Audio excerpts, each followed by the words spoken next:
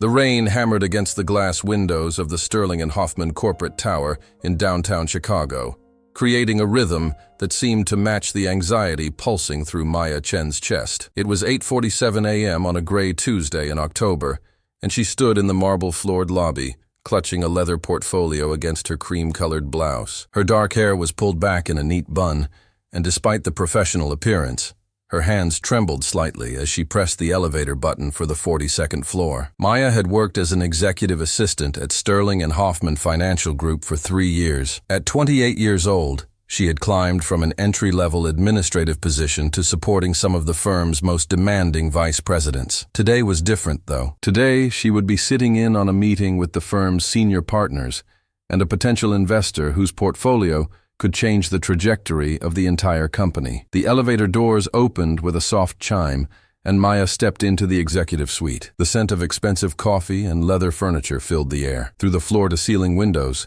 the Chicago skyline stretched out in shades of gray and silver, buildings disappearing into low-hanging clouds. She could hear voices coming from the main conference room, voices that carried the particular confidence of people who had never known financial insecurity. "Maya, you're early. Good," said Richard Sterling, the firm's founding partner, as he emerged from his office. He was a tall man in his late 50s, with silver hair and a navy suit that probably cost more than Maya's monthly rent. "Coffee setup needs to be perfect today. We're talking about a $200 million investment. Our guest is particular." "Yes, Mr. Sterling.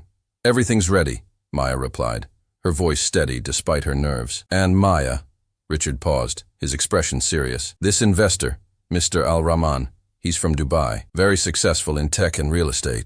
Just be professional. No mistakes today." Before we continue with Maya's story, we want to know, where are you watching from? Drop your city or country in the comments below. We love connecting with viewers from around the world. And if you're new here, hit that subscribe button. We share powerful stories like this one every week. Stories about real people overcoming real challenges. You won't want to miss what happens next. Maya nodded and made her way to the conference room. The space was stunning. A long mahogany table that could seat 20 people, original artwork on the walls, and a view that made Chicago look like a kingdom of steel and ambition. She had set up the room the night before, but she checked everything again now. Water pitchers with fresh lemon slices. Notepads aligned perfectly at each seat. The presentation equipment tested and ready. Other executives began arriving. Thomas Hoffman, the co-founder, came in first, followed by 3 vice presidents, Christine Yang, Marcus Bradley, and David Rothschild. They were the core team, the people who made the real decisions at Sterling and Hoffman. Maya had worked with all of them, though "worked with" was generous.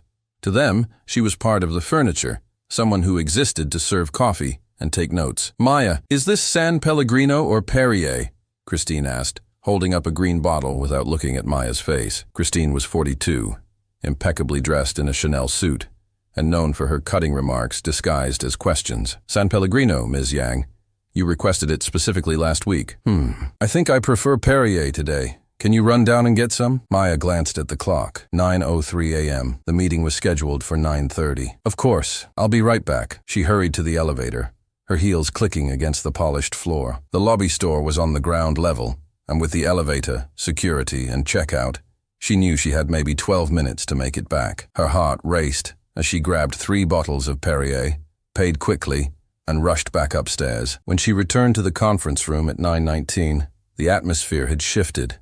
There was a charge in the air, the kind that comes when something important is about to happen. Marcus Bradley was adjusting his tie and checking his phone. David Rothschild was reviewing documents, his reading glasses perched on his nose. Richard Sterling stood at the window, hands in his pockets, looking out at the rain-soaked city. "Perrier, Ms. Yang," Maya said softly, placing the bottles on the credenza. Christine didn't respond, didn't even acknowledge Maya's existence.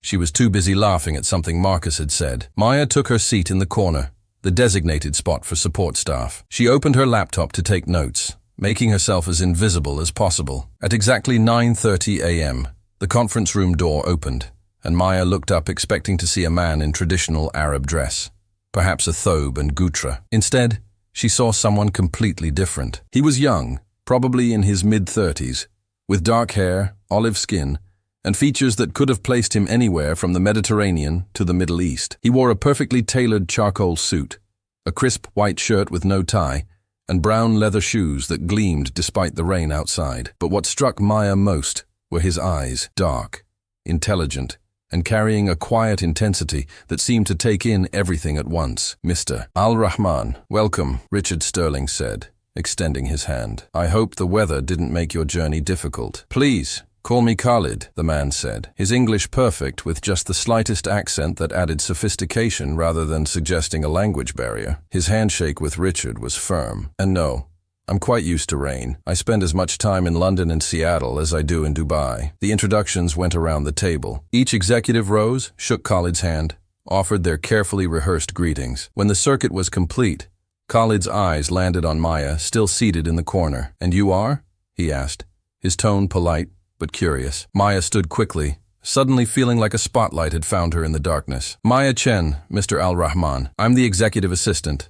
I'll be taking notes today." "A pleasure, Ms. Chen," Khalid said, and to Maya's surprise, he walked over to shake her hand as well. His grip was warm, confident. "Thank you for your work in preparing the room. The attention to detail is evident." "Thank you, sir," Maya managed, feeling her face warm. "Maya, coffee," Christine said sharply, not bothering to look up from her papers. "Mr. Al-Rahman, how do you take it?" "Actually, if it's available, I'd prefer tea.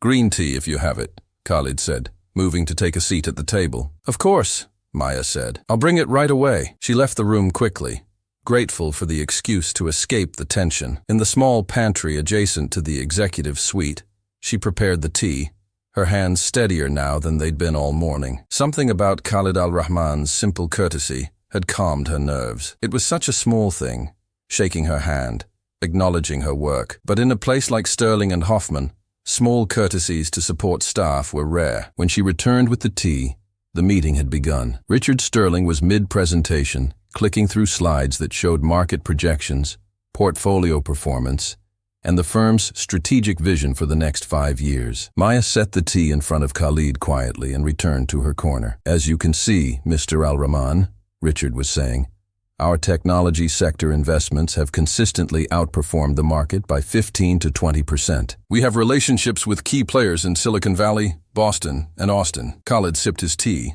his expression neutral. "Impressive numbers. Tell me, what's your approach to emerging markets? Specifically, what exposure do you have to Southeast Asia and Africa?" There was a pause. Marcus Bradley cleared his throat. "We've explored opportunities in those regions, but our primary focus remains on established Western markets, where we can ensure regulatory predictability and strong returns." "I see," Khalid said. "So minimal exposure to markets that will contain the majority of the world's middle class by 2040? Another pause.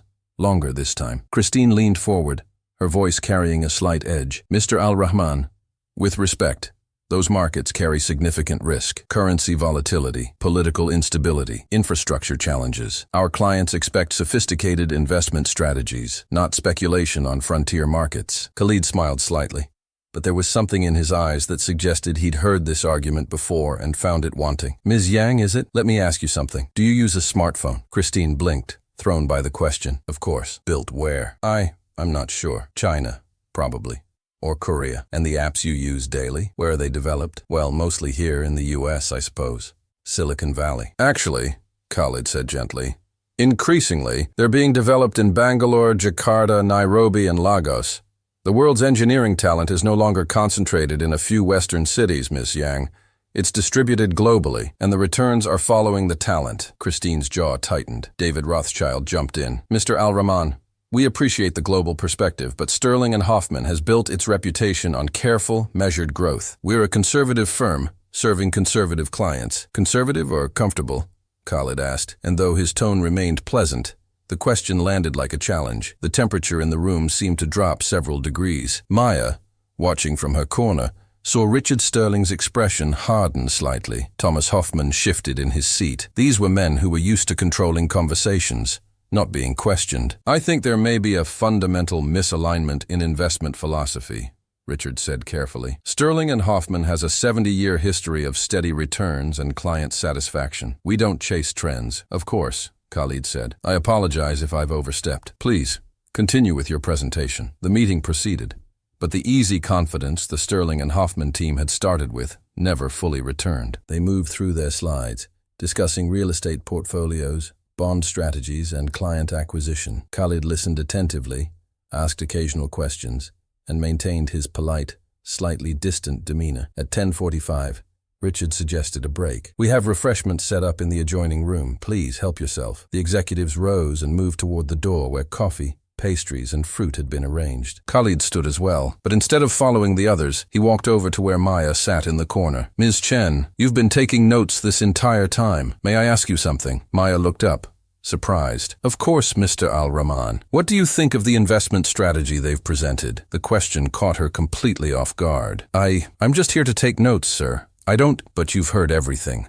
You're clearly intelligent. What's your impression?" Maya glanced toward the door where the executives had disappeared. She could hear their voices, the clink of cups, comfortable laughter. When she looked back at Khalid, his expression was genuinely curious, waiting. "Honestly," she said quietly, "it seems safe, maybe too safe. When I read the news, everything I see suggests the world is changing fast. Technology, climate, demographics. Their presentation felt like it was designed for the world as it was 10 years ago, not as it is now, or will be tomorrow." Khalid nodded slowly, a small smile playing at his lips. "Thank you for your honesty. May I ask you something, Mr. Al-Rahman?" Maya said, surprising herself with her boldness. "Please, you're not actually going to invest with them, are you?" He studied her for a moment, then shook his head slightly. "No, Miss Chen, I'm not." Before Maya could respond, the executives began filing back into the room. Christine Yang was in the lead, holding a cup of coffee. As she approached the table, her heel caught on the edge of the carpet. The coffee flew from her hand,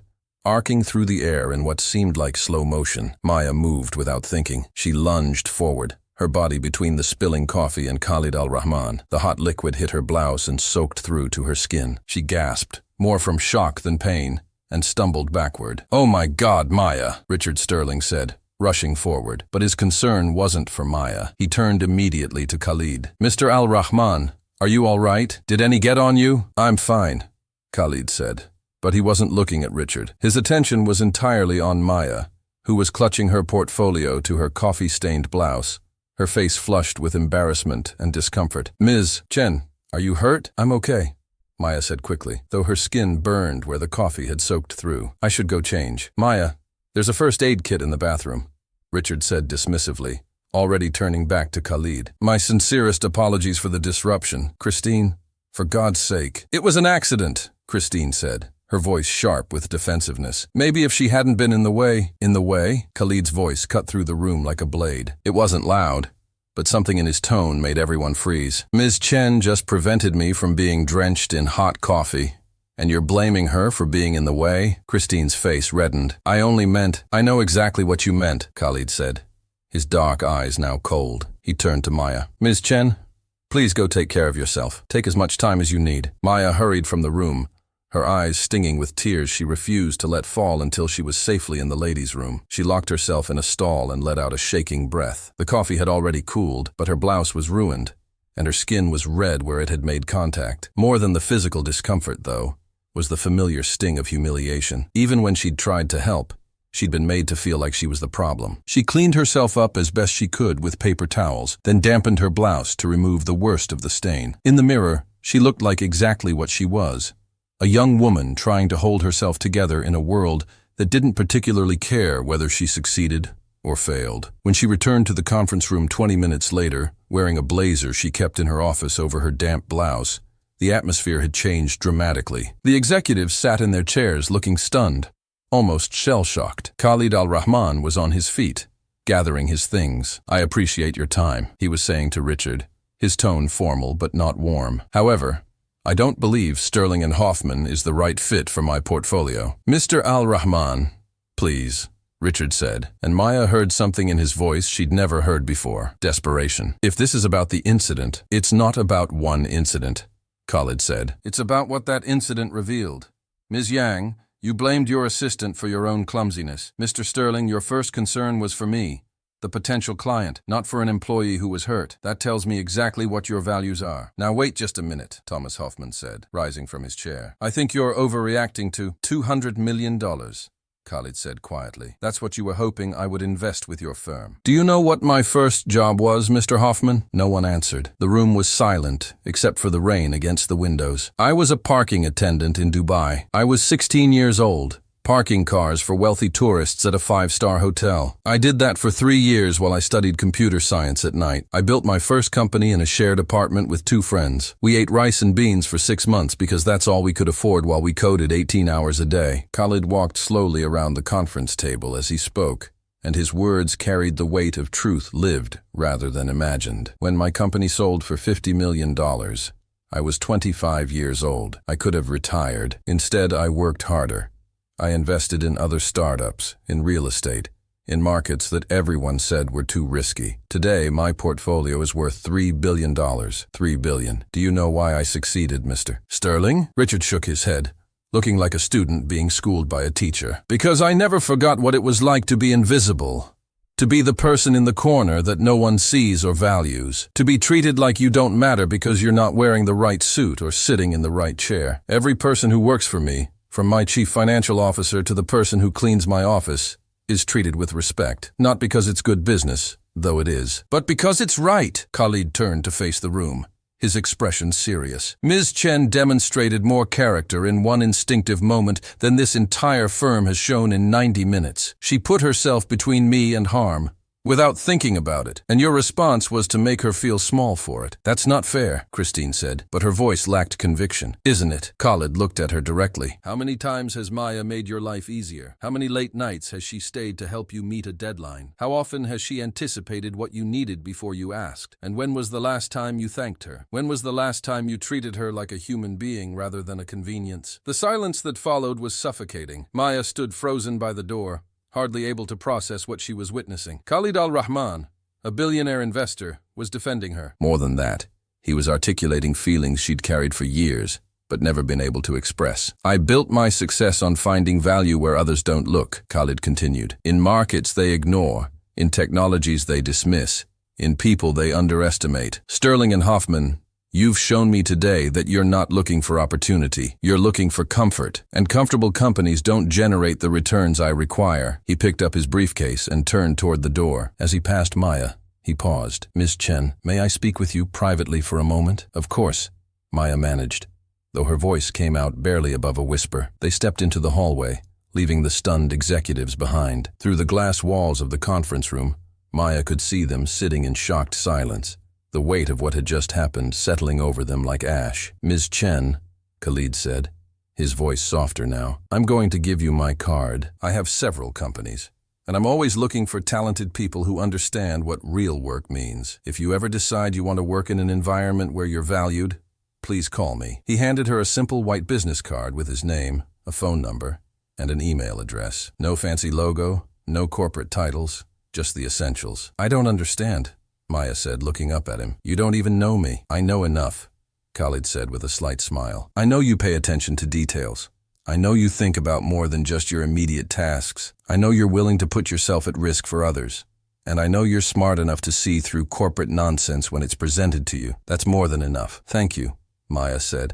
And this time the tears that filled her eyes weren't from humiliation, but from something else entirely. Recognition, validation, hope. The question is, Khalid said, what will you do with the opportunity? He nodded to her once, then walked to the elevator. Maya watched him go, the business card warm in her hand, feeling like the earth had shifted beneath her feet. When she returned to the conference room, the executives were in heated discussion. They fell silent when they saw her. Maya, Richard Sterling said, and for the first time in 3 years, he actually looked at her, really looked at her. What did he say to you? She could have told them. She could have shared that Khalid had offered her a lifeline out of this place. But looking at their faces, at the fear and anger and wounded pride she saw there, Maya realized something important. He thanked me, she said simply, for doing my job. The next hour passed in a blur. The executives eventually dismissed her, their voices cold, blaming her somehow for the disaster the meeting had become. Maya returned to her desk, logged out of her computer, and sat staring at Khalid's business card. The rain had stopped. Through her small office window,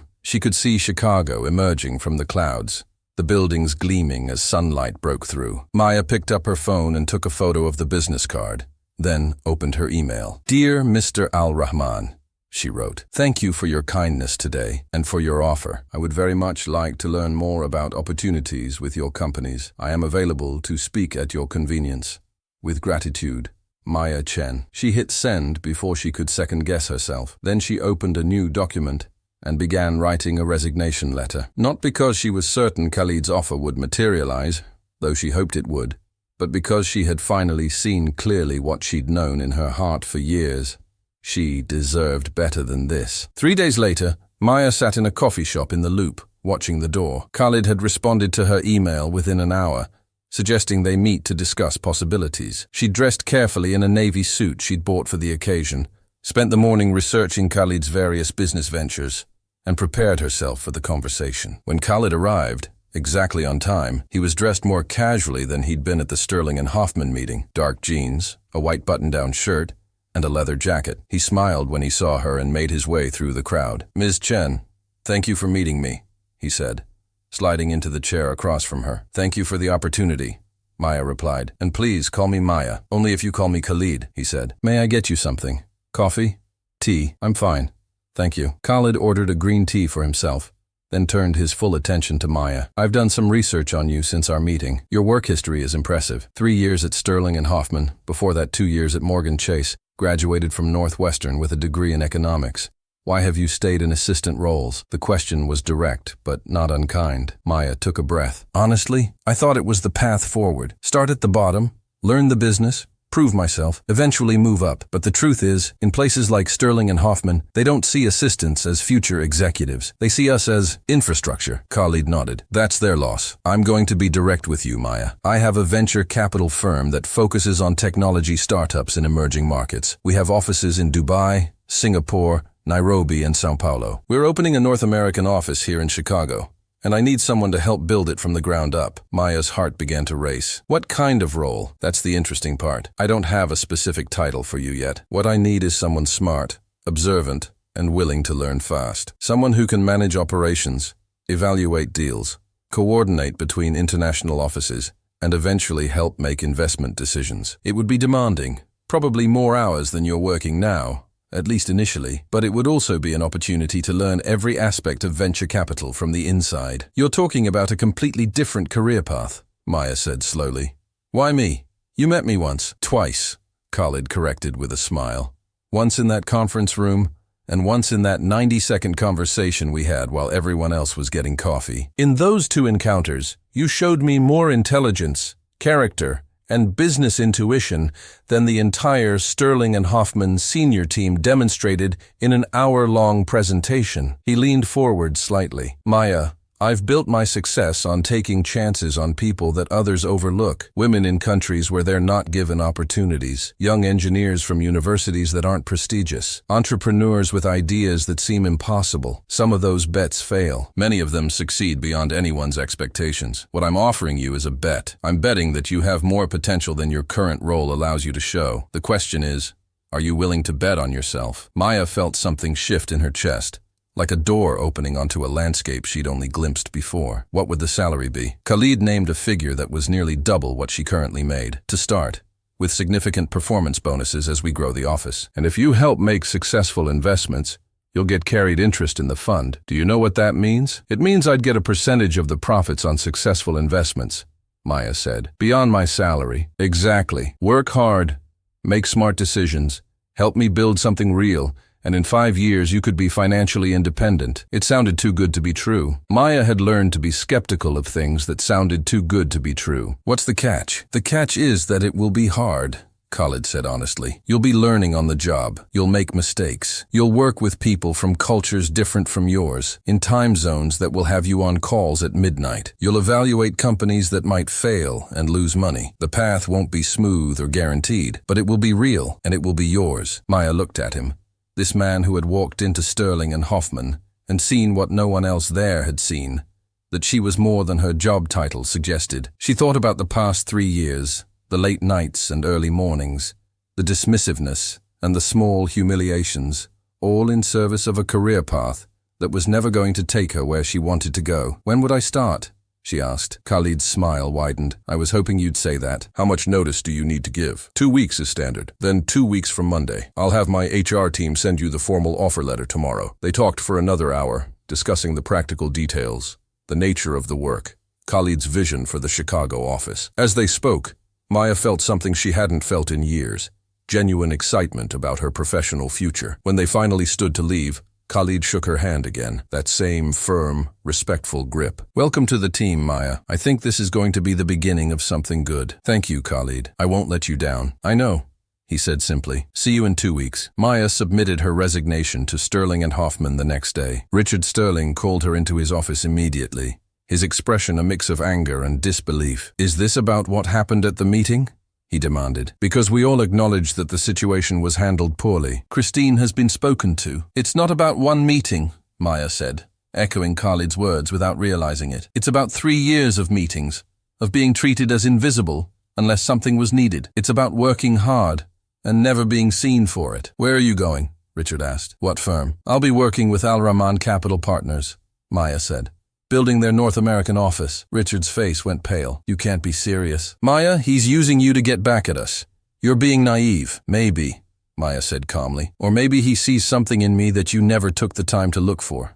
Either way, I'm willing to find out." She walked out of his office, packed her personal items from her desk, and left Sterling and Hoffman for the last time. As she rode the elevator down from the 42nd floor, she felt lighter than she had in years. The next 2 weeks passed in a strange limbo. Maya finished her remaining tasks, trained her temporary replacement, and endured the cold shoulders and whispered comments from the executives who felt betrayed by her departure. She didn't care. Every evening she went home and researched emerging markets, studied successful VC portfolios, and learned everything she could about the world she was about to enter. On her first day at Al-Rahman Capital Partners, Maya walked into a sleek office space in the West Loop, all glass and natural light and modern furniture. The team was small. Khalid, a financial analyst named James, who'd come from the Singapore office, and a young operations coordinator named Priya. The office had space for growth, empty desks that represented the team they would build. "Welcome," Khalid said,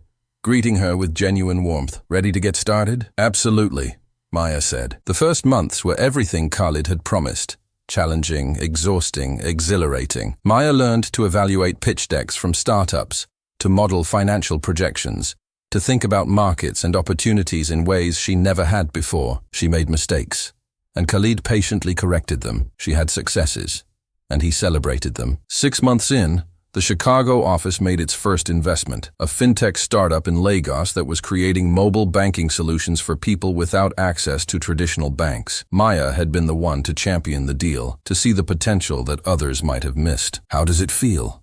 Khalid asked her after they'd signed the term sheet. "Terrifying," Maya admitted. "What if I'm wrong? What if the company fails? Then we'll have learned something, and we'll make better decisions next time," Khalid said. "But Maya, do you want to know what I think?" "What?" "I think you're going to be right more often than you're wrong. I think in 5 years, you're going to be running this office without me. And I think that executive team at Sterling and Hoffman is going to see your name in the news and realize exactly what they missed." 3 years later, Maya stood on a stage at a venture capital conference in San Francisco, speaking to a room of 500 investors about emerging market opportunities. The fintech startup in Lagos had grown to serve 15 million customers and was valued at $2 billion.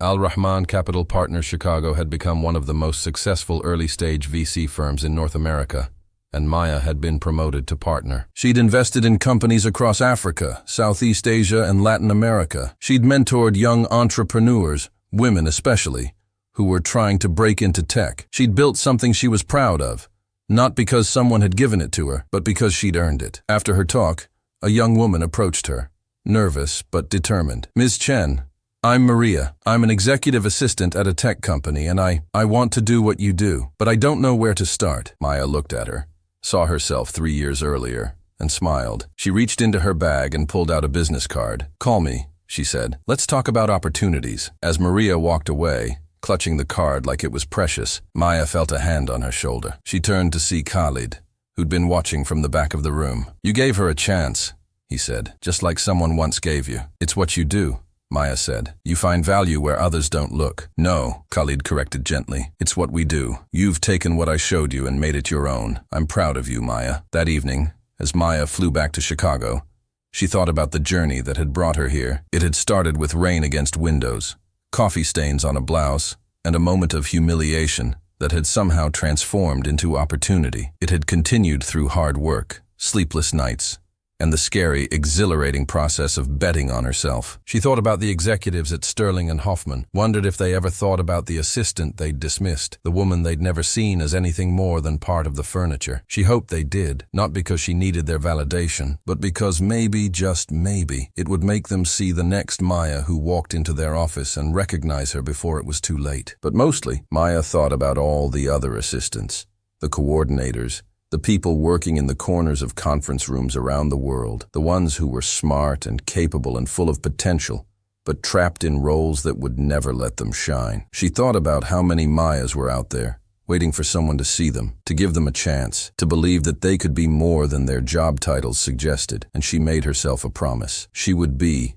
that someone. She would look for value where others didn't. She would bet on potential over pedigree. She would remember what it felt like to be invisible, and she would make sure that as many people as possible got the chance to become visible. Because in the end, that was what Khalid had taught her. Not just how to evaluate investments or build a company, but something more fundamental, that everyone has value, even when others can't see it, especially when others can't see it. The plane descended through the clouds, and Chicago came into view, its buildings lit against the night sky. Maya smiled, looking out at the city that had once made her feel small, but now felt full of possibility. She had been the assistant who was mocked in a meeting. Now she was the partner who would make sure that no talented person stayed invisible forever. And somewhere in that transformation was a lesson that had nothing to do with money or success, and everything to do with how we treat each other, how we see each other, and how a single act of recognition can change the entire trajectory of a life. The Arab millionaire had taught them all a lesson that day in the conference room. But the real lesson, the one that mattered most, was the one Maya had learned, that your circumstances don't define your potential, that kindness is strength, and that sometimes the most